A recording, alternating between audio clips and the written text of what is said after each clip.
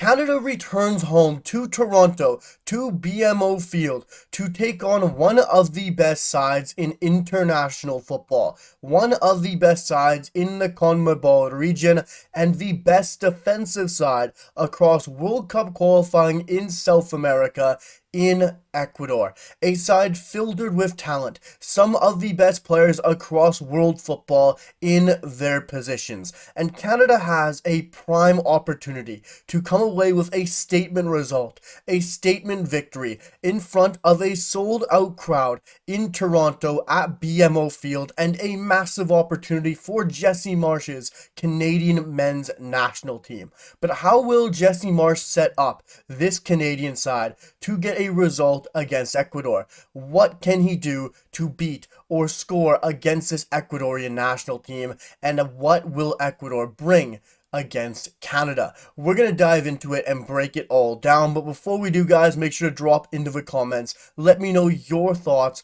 on the lineup, on your score predictions down below in the comments. Smash that like button, hit that sub button, and let's jump straight into it. Because Canada takes on a side in Ecuador who will be extremely underrated heading into the 2026 World Cup, but they definitely shouldn't. This is an Ecuadorian side across World Cup qualifying that came away with 5 goals conceded across all of their matches in World Cup qualifying. And this is a team who had to take on Brazil, had to take on Argentina, Colombia, Uruguay. This was an incredible national team at having a strong defensive unit. And Ecuador are an extremely difficult side to break down. And even more so, this is an Ecuadorian national team who haven't lost in 13 matches. A truly incredible run that Ecuador is on right now. And that is coming against 2 1-1 draws against CONCACAF and host World Cup rivals in Mexico and the United States. And Canada can do the same. Canada can go out and get a result against this Ecuadorian team. Canada can possibly go out and get a win against this Ecuadorian team, but that would be a massive mountain to climb. That would be something truly unexpected, but a fantastic win to continue to grow this national team, to continue building confidence and belief ahead of the 2026 World Cup for this Canadian men's national team. Because this is an Ecuadorian side that, like I said, is filtered with world-class talent. You just have to look at that defensive unit and solidity that Ecuador will bring against Canada. At the heart of that back line, they have 2 incredible center backs in Hincapié, who plays for Arsenal, and William Pacho, who plays for PSG, who is arguably one of, if not the best center back in world football. At fullback, you have Joel Orbanez as well as Pervis Estupinan. Fantastic back four, solid, strong, and extremely difficult to break down. And you don't have to look much further to find their star player in Moises Caicedo, the best number 6, the best defensive midfielder in world football. And then you go forward to find Ener Valencia, who is still 36 years old but can bag goals. And yes, Ecuador struggle to score goals, but their defense is extremely strong. And you also have Kendry Paez as well, and Kevin Rodriguez, a teammate and partner up front for Promise David at Union Saint-Gilloise. So this Ecuador side is filtered with talent at every single level and phase of the football pitch, but especially so at the defensive third. This is a side that play compact, are very strong defensively, and will be very difficult for this Canadian men's national team to break down. And what Canada struggle with is that low block, is breaking down a solid defensive unit. And Ecuador will give exactly that in Toronto on a cold night at BMO Field, and it will be a major test for both Canada and Ecuador in the circumstances to get a result. And it will be a very interesting match for the Canadian men's national team, because what Canada's always struggled with is breaking down that low block, and not just breaking down low blocks. This will be breaking down a world-class low block, a low block with some of the best defenders in world football. And if Canada can do that, that is a major statement because this is a Canadian side who is coming off of 2 games without a single goal, where they have, yes, picked up a decent result, but went scoreless in the last international window against Colombia and Australia after coming off back-to-back wins against Wales and Romania. Canada need to kick that goalless streak and they need to end that goalless run. And if they can do it against Ecuador, it can do them a world of good. It can do them a world of confidence and can help them pick back up where they were coming off of that European international window. And being able to get a result at home against Ecuador is a massive statement that will have ripple effects across international football. Yes, it might just be a friendly, but this is a big game for Canada. And when you see your CONCACAF rivals, your host nations for the World Cup, albeit getting 1-1 draws and results against Ecuador, it's still massive that Canada goes out, has a good performance, and doesn't lose to an Ecuadorian side that struggle to score goals and take their chances. And if Canada can get a win against Ecuador, it will do a whole host of good. And this is an Ecuadorian side that will set up in a 4-4-1-1 or a 4-3-3 of some sorts. They have a variety of formations they can use. They're very flexible and can change on the fly. And Ecuador will give Canada a whole host of challenges. But let's move on to the Canadian men's national team, because Canada will come with their own challenges and their own questions to face around their starting lineup. And it just starts at the heart of the net, in the back line, with the goalkeeper. And there is still major questions around who will start for the Canadian men's national team, who is the starting goalkeeper, and who should be Canada's number 1. It is still a major question looming around Jesse Marsch and this Canada, and we're going to dive into my predicted lineup. We're going to go straight into the goalkeeper and start with Dayne St. Clair, the MLS goalkeeper of the year. I think he deserves a start. I think he should get the start against Ecuador. Both goalkeepers will split opportunities here against Ecuador and Venezuela this window, so I expect one to start this game and one to start the next, as it has been for most windows. But Dayne St. Clair, this is a player who, of course, does have his mistake in him, but this is also a fantastic goalkeeper who, on his day, can keep his side in games. This is a goalkeeper who can win you penalty shootouts. Yes, he hasn't done great for Canada at that level, but for the club side, he has done a whole host of good for Minnesota United, especially in the MLS playoffs. Dayne St. Clair is a player that you have to reward for form. Yes, at times for the national team, he hasn't been able to really rise to the occasion and make those game-winning saves that Maxime Crépeau has done, and he also hasn't had those opportunities to do so either in terms of matchups. So with Dayne St. Clair, I truly believe you have to reward his form and his excellence within the MLS and give it to the hot hand, but I do think we will see a split in rotation within the goalkeepers this window. Let's move on to the back line and the back four, and we're going to go from left to right with Richie Laryea, Derek Cornelius, Alfie Jones, and Nico Seeger.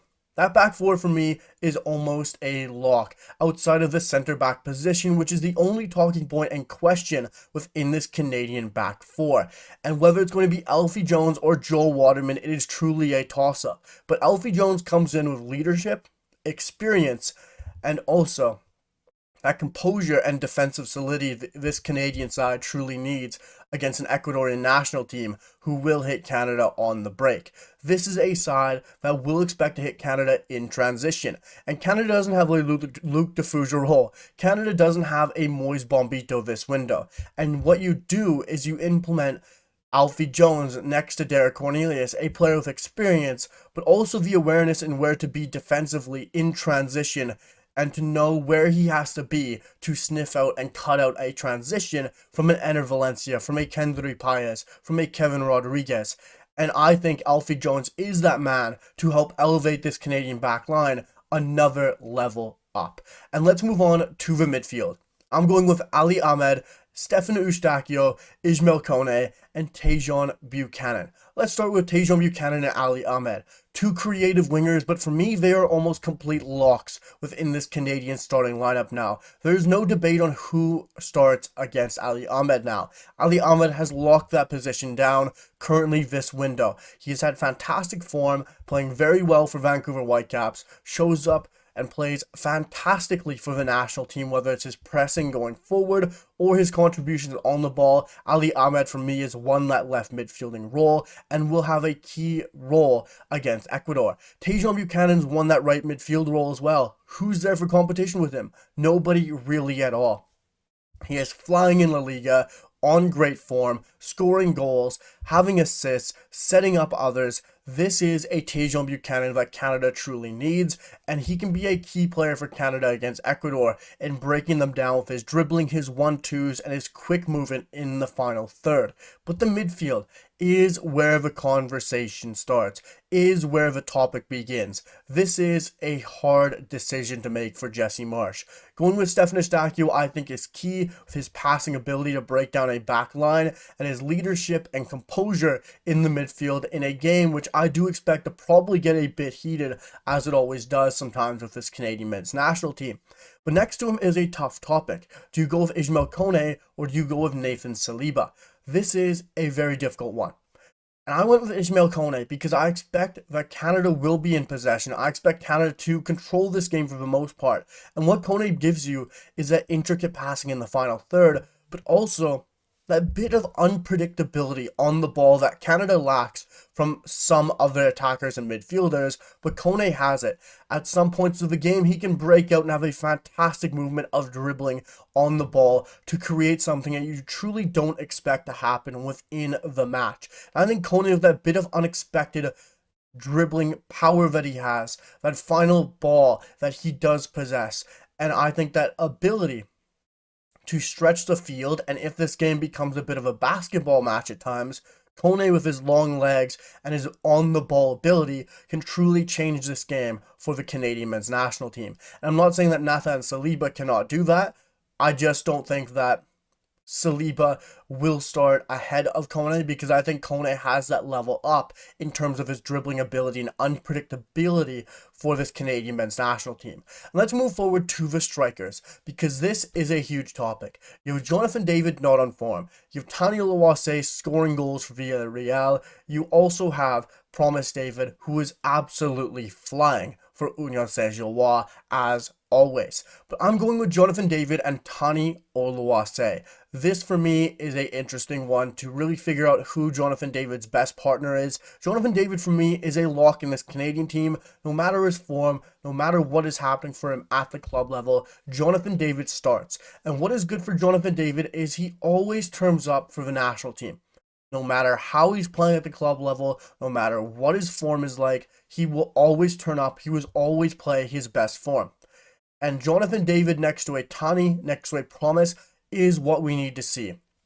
Where he is able to play as a forward 9, as an attacking number 9, and forward, where he can get on the ball, where he can get further up the pitch, and can have those one-time finishes and sniff out those Johnny on the spot chances that Jonathan David truly loves and truly loves to get with his intelligence at the front line. Instead of dropping back into the midfield as a 10, as a false 9, and looking to link up play in the heart of the midfield. And yes, Jonathan David can do that at times when looking to break down a low block, but I think with him stretching to play against Hincapié and Willie Pacho, he needs to do that in order to give them something else to think about throughout this match. And next to him is Tani Oluwase.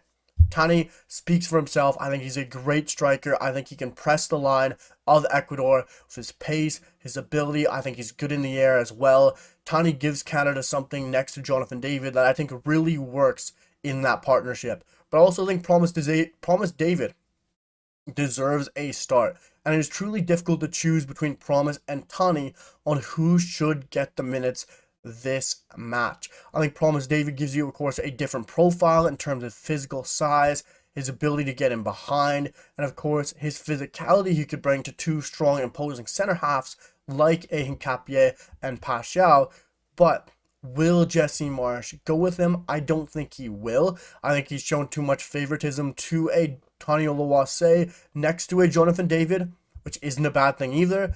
But I would go with Promise David over Tani Oluwase, but I think Tani will start next to Jonathan David this match. That is my predicted lineup, guys, but I do think Canada will come away with a result here. I want to be optimistic. I want to say Canada will come away with a win at a sold-out field at BMO in Toronto, a huge way for this Canadian team to lay down a statement, to lay down something that they could truly build confidence on and continue to build momentum with. And I said that back before the Australia game where Canada flattened to defeat, where they had a very poor performance and really disappointed Canadian supporters. But here against Ecuador, I think it could mean more. Not mean more, but I think it could really help them being back at BMO Field where they're used to playing at this pitch. It's a sold out stadium. I think it means a lot to this Canadian side returning back to BMO Field. And I will say, I think Canada will come away with a 2-1 victory. A side that doesn't score recently will get back in the goal scoring. And I think Canada can get a victory over Ecuador. Other CONCACAF nations like Mexico and USA have done it. They've picked up results. Yes, they haven't gotten wins, but I think there is an opportunity for Canada to go ahead and finish and break that 13-game unbeaten run for Ecuador. But it will be very difficult. This is a side that very rarely gets scored on. I'm not saying I expect it. That is the optimistic side of me. Realism, I'm going with a 1-1. Optimistic, I'm going with a 2-1. This is going to be a very difficult challenge for Canada. Like I said, the players that Ecuador has cannot be understated. Moises Caicedo, Hincapie, Pervis Estupinan, as well as Willie Pacho, among others. This is a quality side that could go deep into the World Cup. This is a side who could make the semifinals. This is a side who could make the quarterfinals. Defense wins you championships, and if you can't score on Ecuador, it is a very difficult football match, because then Ecuador does not have to open up. Ecuador does not have to change how they want to play football. When you're relying on a 36-year-old Ener Valencia to win you football matches, it's not a good place to be in. But I'm going to go with a optimistic 2-1 and a realistic 1-1 for Canada against Ecuador. Let me know your thoughts down below in the comments. What is your lineup predictions? What is your score predictions? And do you think Canada will come away with a victory, a draw, a win against Ecuador? Let me know your thoughts down below in the comments. Make sure to smash that like button, hit that sub button, and make sure to stay tuned to all the best Canadian men's national team content. And I'll see you guys for the next one. Peace.